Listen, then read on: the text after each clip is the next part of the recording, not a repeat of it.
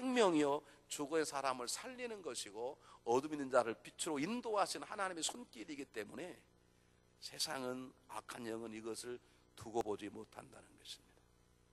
이것은 단순히 정치적인 이유 때문이 아니었습니다. 교회 핍박은 그 당시에 지도자들이 자기들이 가지고 있는 유익을 잃어버릴까 하는 세상적인 계산만이 아니었습니다. 사울이 이렇게 핍박하는 것은 어떤 계산된 자기의 계획 때문에 하는 것이 아닙니다.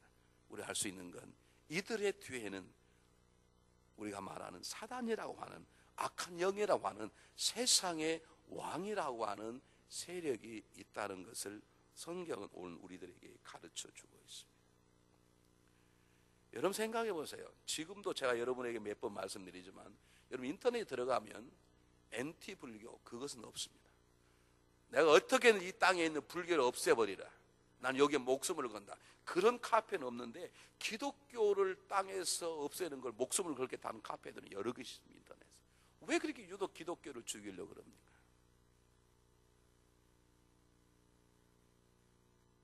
이유는 하나입니다.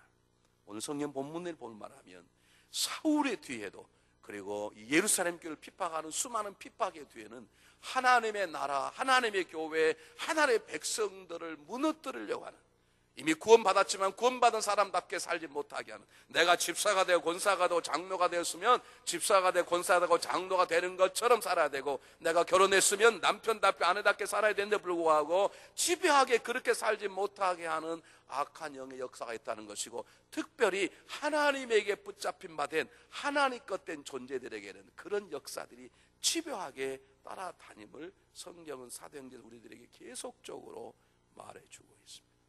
그러므로 이 땅에 교회가 있는 이상 교회에 대한 핍박은 수없이 많이 일어날 것입니다.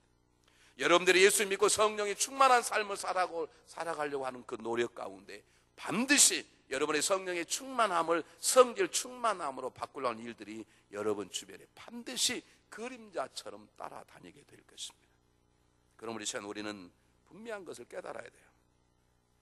여러분이 정말로 진솔한 하나님의 사람이라면, 여러분 2010년 새로운 사람이 되어서 내가 정말 믿음으로 2010년에는 작년처럼 살지 아니하고 내가 정말 하나님 앞에 자랑스러운 사람이 되어서 하나님 나를 통해 그분의 일을 이루시고 그분이 나를 통해 영광을 받으시는, 그리고 나를 통해 다른 사람이 덕이 갖는 그런 존재가 되어야 되겠다 생각하신다면 여러분은 그런 여러분의 마음을 돕는 성령의 손길을 경험하게 될 것입니다.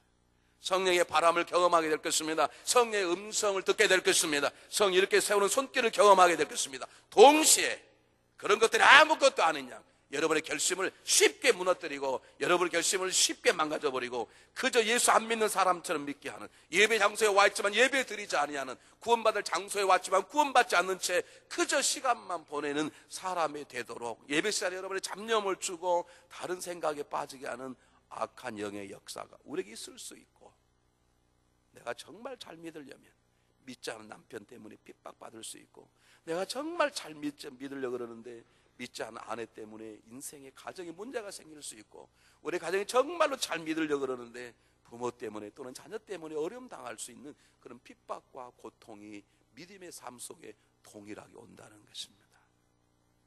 그러므로 여러분 2010년이 하나님의 은혜로 복되고 아름다운 인생이 되기를 정말로 소원하신다면 우리는 다른 것보다도 지금 나에게 다가와서 나를 격려해주고 위로해주고 이렇게 세워주고, 너 지금 그렇게 살아서는 안 돼, 너 지금 성경 읽어야 돼, 너 말씀 기도해야 되지, 너 왜 그렇게 주일날 안 나와, 주일을 성수해야 될 거 아니야, 수요일에도 나가야지, 기도도 해야 되지, 그렇게 우리를 격려하고 이끌어주는, 너 그 정도의 세상 유혹을 못 이기느냐, 세상 유혹 잘라버려, 넌 지금도 죄된 생각을 혼자 가지고 있느냐, 하나님 너 옆에 보고 있잖아, 그러면 너 그 자리에 벗어나야 돼, 그 자리에 뛰어나와야 돼, 이렇게 말씀하셔서 인도하시는 성령의 음성을 깨달을 줄 알으세요.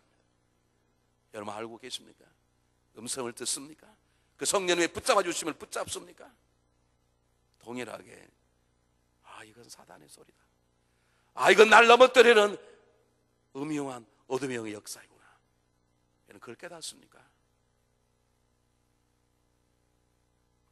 제가 지난주에 LA 가서 뜻하지 않게 교회가 좀 어려움이 있다 그래서 꼭 오셔야 되겠다 해서 가서 사실은 우리 집사람하고 기도원을 가려고 계획했는데 그래도 기도 세미나니까 내가 가야 되겠다. 꼭 우리 둘만 은혜 받는 게 중요한 게 아니고 그쪽 교회도 좀 세워주면 하나님 영광이고 나도 영광이다. 우리 갔는데요.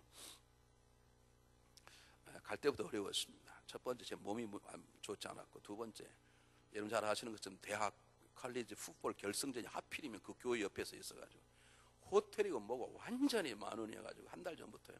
저는 그냥 교회에서 30분 떨어진 데 호텔을 하나 얻었고, 비행기표를 비행기표도 350불인데 900불 막 1000불 막 그래서 막 돌아다니는 비행기를 타고 왔어요. 그러니까 처음부터 제 속으로 이게 뭐가 역사가 있어 이렇게 방해하는 거 보니까 역사가 있겠구나 가서 제가 성도들에게 그분들에게 물었어요. 여러분 그분들은 죄송합니다. 우리들보다 훨씬 평안하게 사는 LA 오래전에 와서 다 자리 잡은 사람들이고, 그리고 꽤나 그쪽 지역에서는 이렇게 사회적으로 하이 소사이티 사는 사람들이 훨씬 우리보다 많아요. 죄송합니다. 여러분 깔보는 게 아니고 또 우리를 깔보냐도 그러지 마시고, 그리고 열등감 주는 건 사단의 손이니까 그거 듣지 마시고, 그냥 어쨌든 사회적으로 눈을 볼 때 하이 소사이티 사람들이에요. 제가 그분들이 물었습니다. 똑같이 물었어요. 그 가운데 두 번째 물었습니다. 지금 여러분을 넘어뜨려고 하는 사단의 공격을 받고 계신 분 계십니까? 내가 이걸 이겨야 되는데 아직도 붙잡혀서 그것 때문에 아파하고, 그것 때문에 집사답지 못하고, 그것 때문에 권사답지 못하고, 그것 때문에 성도답지 못하고, 내가 그것 때문에 남편으로서의 죄책감이 있고, 내가 그것 때문에 남편이 모르지만 아내로서의 죄책감이 있고, 그렇게 살아가시면 그런 역사를 지금 당하고 계신 분 계십니까? 손 들으라고 할 때 다 들은 거예요. 상당히 많은 수. 나 여러분에게 들으라고 하지 않겠어요. 여러분 손 든 걸 보면 제가 또 걱정이 되니까. 여러분을 망가뜨리려 하는 세력을 아십니까? 아시나요? 모르십니까? 여러분을 공격하는 어둠의 역사를 모르십니까? 모른다면 여러분 둘 중 하나입니다. 어마어마하게 여러분 성령 충만하든지, 도대체 사단이 건들지 못할 위대한 인물이든지, 아니면 여러분은 어쩌면 하나님과 관계없는 사람입니다. 여러분 그러므로 이 두 가지를 깨닫는다는 게 중요한 게 아닙니다. 이 두 가지를 깨달아지면 이것은 성령의 역사고 이것 악한 영의 역사다 그러면 성령의 역사를 붙잡고 악한 영의 역사는 거절하고 절단하고 뛰어나갈 수 있어요. 여러분 이것이 우리 새해에 우리에게 주신 하나님 말씀입니다. 왜 넘어지고 또 넘어지고 와서 주님 지난주도 죄를 지었습니다. 주님의 십자가를 용서해 주시기 바랍니다. 또 와서 그제 또 짓고 또 용서해. 어떻게 그렇게 살아갑니까?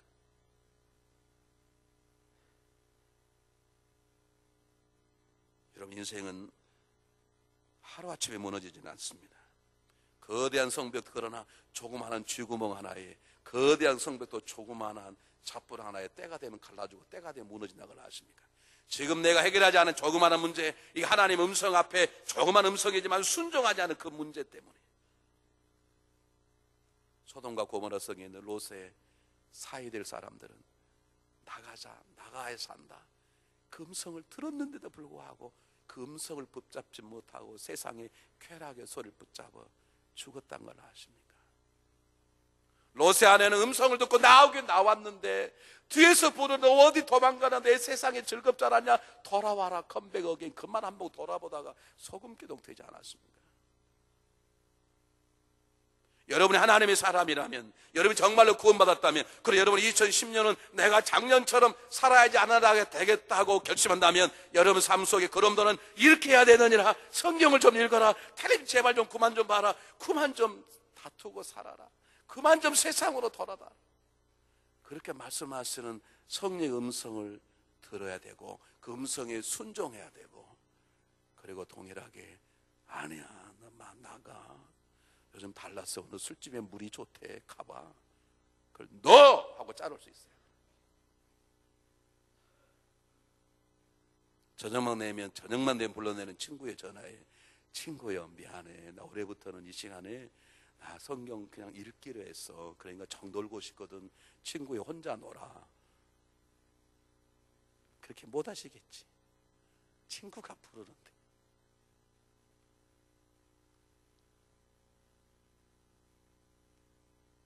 여보, 우리 부부끼리인데요, 오늘 뭐 기분도 좋고 그러는데 우리 둘이 부부인데 뭐 애들도 없고 모처럼 우리 야동 한 편 보고 자자.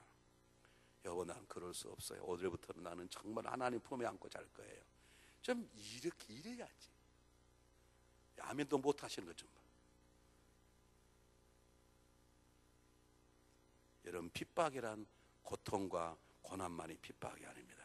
달콤한 유혹도 핍박인 것이고 수많은 핍박이 우리에게 있을 수 있습니다. 2010년이 정말 주님 보시기 아름답고 우리의 삶 속에 기쁨이 넘치길 원하는 그런 삶을 살기를 소망하십니까? 그러면 우리에게 다가오는 성령을 붙잡으시고 우리를 핍박하고 공격하고 넘어뜨리는 어둠의 역사를 거절하시고 거기에서 도망치시고 뛰어나가시기를 주의 이름으로 축원해 드립니다. 두 번째 믿음을 성경 본문에 보면 여러분 잘 아시는 것처럼 놀랍게도 큰 핍박이 임하고 사울이 남녀를 불문하고 잡아다 옥에 가두었다 그랬으면 예루살렘 교회는 다 죽고 벌써 없어져 버렸어야 돼요. 그런데도 불구하고 이 핍박 속에 사도들만 남고, 그러니까 잘 훈련된 사도들은 죽으면 죽으라고 딱 남고 다른 사람들은 다 뿔뿔이 흩어져 버렸다는 거예요. 그렇다 그러면 사도가 남는 교회가 되겠습니까? 놀라운 것은 예루살렘 교회는 계속 지속이 되었고, 더 놀라운 건 그렇게 도망쳤던 각 지방 흩어진 사람들이 도망을 쳤다가 그곳에서 마음을 바꾸어 복음을 증거하기 시작했더라 그 말입니다.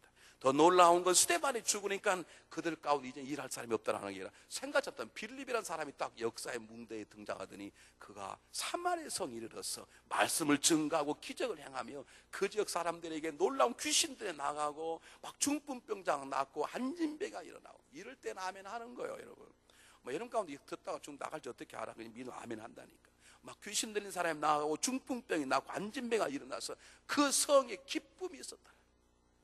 성경을 처음 읽으면 우리가 이게 처음 읽는 사람이라고 우리가 영화를 본다 그러면 이제 예수님께는 죽었구나, 우리 앞에를 모르니까 우리 이미 다 아는 얘기지만 처음 보는 죽었구나 생각할 텐데 놀랍게도 성경은 말하기를 아니라는 것입니다. 핍박 때문에 오히려 하나님의 복음이 이곳저곳으로 흩어지게 되는 새로운 복음 전파의 복음 확장의 하나님 나라의 확장의 계기가 되었더라 그 말입니다.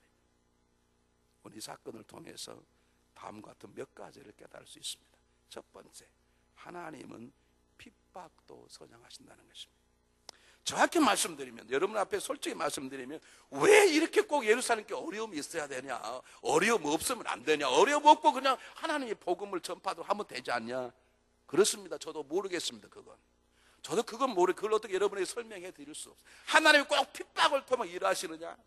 아니에요. 그렇진 않아. 그렇기 때문에 예루살렘의 핍박이 없이, 여러분의 가정에 어려움이 없이 성장할 수 있지만, 그런데 그건 제가 잘 말씀 못 드리겠어요. 그러나 분명한 건 하나님은 우리에게 다가온 핍박과 고통과 고난을 오히려 복이 되는 방법으로 사용하시더라 하는 건 성경 본문인 것입니다. 제가 그것은 여러분들에게 분명하게 말씀드릴 수 있습니다. 왜 하나님이 예루살렘 교회를 흩으셔야 되는가? 그냥 스데반에 죽지 않고 그냥 흩으시면 되지, 왜 이렇게 핍박을 당하고 놀래서 도망가게 만들고 도망간 사람들이 그 자리에서 회개에 돌아오고 왜 꼭 그렇게 하시는가? I don't know. 모르겠습니다. 저도 그것은. 그러나 분명한 건 하나님이 우리에게 주시는, 우리가 당하고 있는 어려움과 아픔과 상처와 때때로 주어지는 삶의 실패를 선용하셔서 오히려 하나님의 나라를 위해서, 우리를 위해서 복이 되도록 바꾸시는 분이시다 그 말이에요.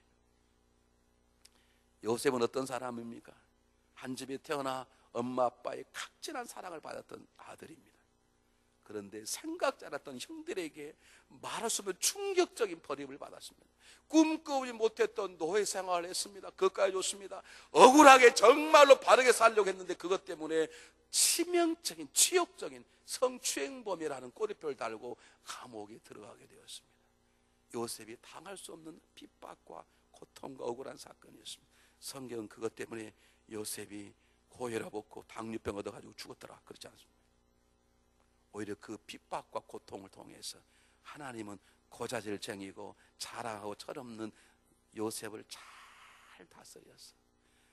남을 지배하는 자가 아니라 애굽의 국무총리지만 모든 사람을 잘 섬길 줄 아는 섬김의 리더로 세우도록 모든 고난과 어려움을 선용하셨습니다. 여러분, 하나님은 모세가 탁월할 때 이왕이면 40년 왕자로 있을 때 그를 불러서 너는 애굽의 왕자가 아니라 너는 이스라엘의 이제는 왕자가 되라. 그렇게 했으면 얼마나 좋습니까? 젊고 싱싱할 때. 근데 40년 동안 살인자라는 꼬리표를 붓고 부끄럽고